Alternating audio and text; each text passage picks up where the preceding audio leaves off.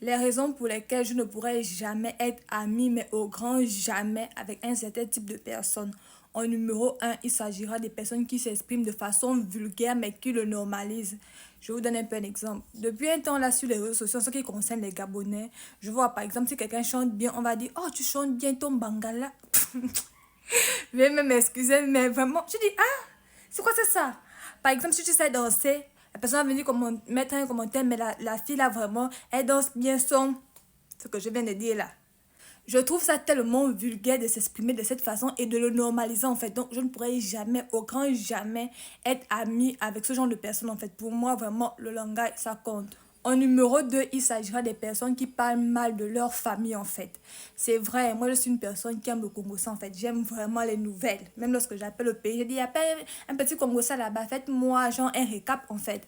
Mais si tu arrives déjà à critiquer tes parents, à critiquer ta famille, qu'est-ce que tu vas faire de moi? Tu vas seulement me piler dans le mortier. Donc je me dis que non, il y a une limite à toute chose en fait.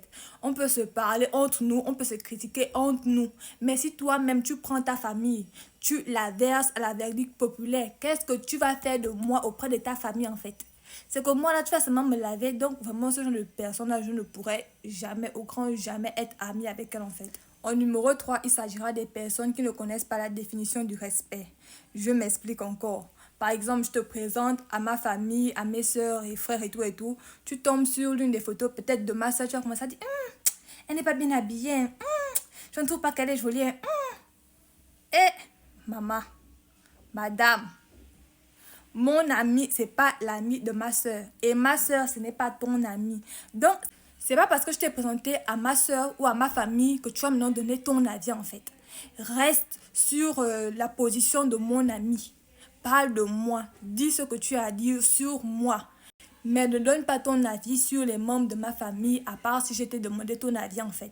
Parce qu'il y a des gens là qui n'ont pas de limites en fait. Petit truc comme ça, pop, elle a appris ta famille, elle a exposé. Petit truc comme ça, tu montres une photo. Ah, voilà ma soeur, elle est partie faire ceci. Elle n'était pas bien habillée. Hein.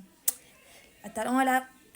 Vraiment, je déteste ce genre de personnes. Moi, je ne peux jamais, mais au grand jamais, être l'ami de l'enfant de.